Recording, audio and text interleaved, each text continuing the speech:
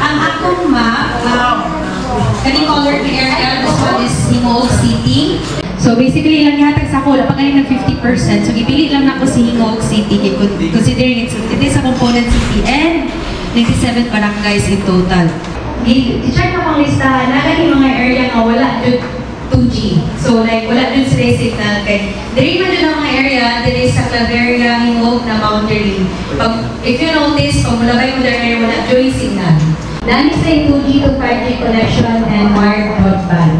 So, una siya ang map sa Hingog City. Tapos, muni ang sa Misamis Oriental na area. So, ang ako napili is like cover map. So, ay grabe ka ambisyosa na temp. Basically, what I did was, kaning land cover map, kaning database was created by NAMRIA and BSWM noong 2020. So, yeah, i-extract lang na ko sila sa sheet file sa Camiguin land cover sa Camiguin, then bigyan mo ano Mr. Hibubi, save feature as. So, nakuha na dahil siya. So, sa Camiguin, basically, ang pinakadagan is the perennial and annual crops, actually. Wala din siya ni-arrange para makuha ng color. For a context,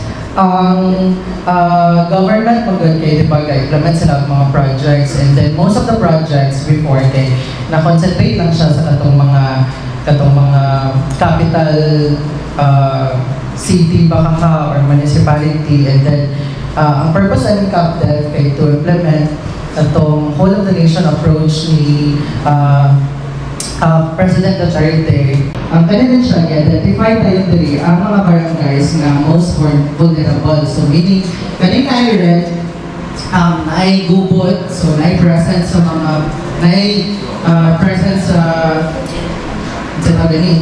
insurgency, tapos ilang poverty po kay 50% below, and then above 50% ilang ng poverty incident, pero susceptible dapat sila sa hazard, so flood and landslide. Ipakita niya siya sa mga agencies, so i-encourage tayo ng mga agencies na dito ihulog ang ilang mga projects sa mga red areas, para wala na red, ang goal tayo wala na red, para yellow na tayo ng tanan. Okay, hapon sa tanan, kami ako map, strategic agricultural issues development zones map in Mindanao. So basically, kanina map, shape file siya sa BSWM. Ako lang i-upload, kabahan ko lang dito, rin nagtapang sa consumer police, sa ilaser, akong assist, representing kaning strategic agricultural issues development zone. So meaning, these are the areas which are needed to be developed for our agriculture. Disclaimer lang ako kanina, ako ang data din sa points of power plants of sa transmission line kay manual na ako siya, approximate lang sa locations kay wala man nakaprovide ang DOE, ang DCP. So, pero napasin lang ikaw ka lang makapon dito na lecture. So, kanak lang. So, I know that may i-improve ay or siguro i-tugang in a different map na lahi pa na information. So, may hapon sa tanan, akong map you will have is Cagayan de Oro city police stations in flood-prone areas. For example, there will be floods and other hazard things that will happen, and communications will be down. So at least may balaan na ito mga police stations. May hapon sa tanan. So, ito makita sa screen is ang poverty map. Sa tawag ni, ang atong puwan sa kagawmanan ito sa masalanan. Diba? Tawag na! Ako i-appreciate ang process sa pag-give sa mapa. Madili ka sa pag-pumili sa atong kanan. Diba kita? So, amazing kayo ba? Ang atong output, no? Kita nag-sample ta, tanan ni Agi o prior kaning training, kaning GIS. So kita, so proud ko sa matang sa kanato.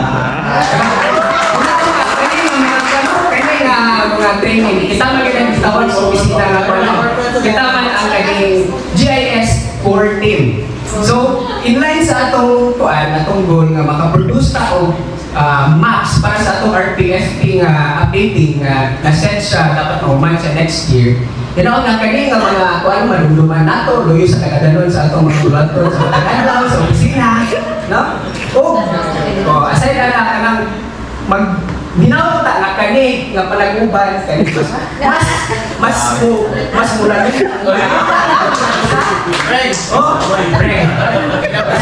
anak kay ano man gitawag kita nga JS14 kay usa ta ka team.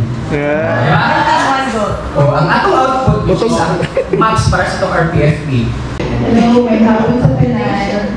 So, Kalinga Map is population count across Northern Mindanao region. And sa ano niya siya, Bali province lang ang living ani. And as you can see, the darker the shade means the higher the population in that area.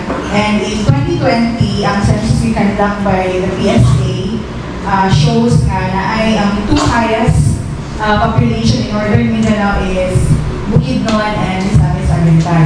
Maayong hapon sa tanan. So, napapasalamat dun sa among mga trainer, especially sa inyong patience, no? Kita nang every time around, ay, nakalimutan ko, sir, anak. So, salamat kaayo. Very much appreciated po. So, ang akong map output is existing built-up areas in Northern Mindanao. Ang akong ibuhat kay ang last na mo na updating sa Regional Physical Framework Plan was in 2015. So, naatay mga mapa sa mga built-up areas sa Region 10. So, ako lang nag-digitize ko based sa satellite image. So, nag-add ko ang mga built-up areas. Kung nakita, grabe good ang expansion sa built-up areas in the past 10 years, especially sa Cagayan de Oro. So wala na po naman mag-digitize na no? Hindi lang to sa Cagayan lang sa nag-digitize. So assignment na siya, future na. Daw kayo ni Master Map. Basta na daw ka help. Hindi ako kayo daw kayo. Apulbaan siya. So, may hapon sa tanan, no?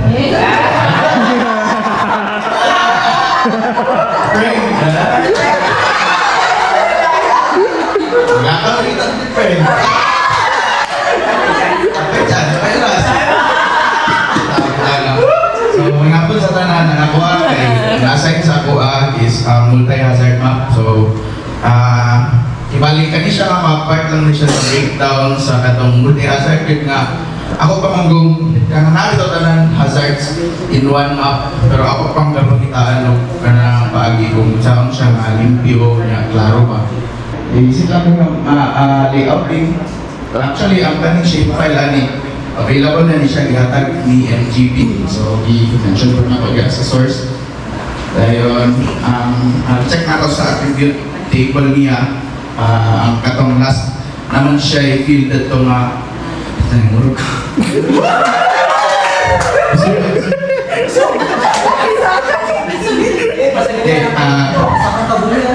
Ang last, namin field dito nga last updated. So, sa tawagan na, i-sort lang ako. Pinaka-latest dito is 2023. So, 2023 ang mag-ibutang dahil so, sa explanatory, siguro ang legend, no? So, very high.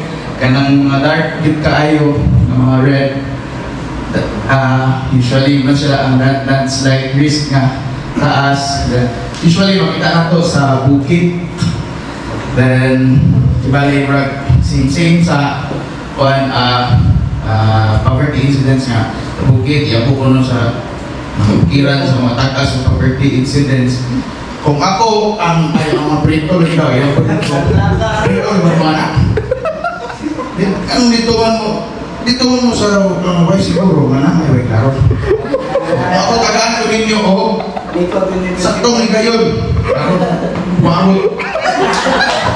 Hindi ka lang. Kanan. Irasa. Wala na. Landslide. So, sa kanina mag-useful kayo siya kay ma-assess na po sa government kung labi na sa planning, kung kanak, pareha kang Ronald, kung asa lapit dapat infrastructure na to sa government, infrastructure projects na mga dinagko para ma-improve ang landslide hazard sa atong plan para dili na wala na hazard ba?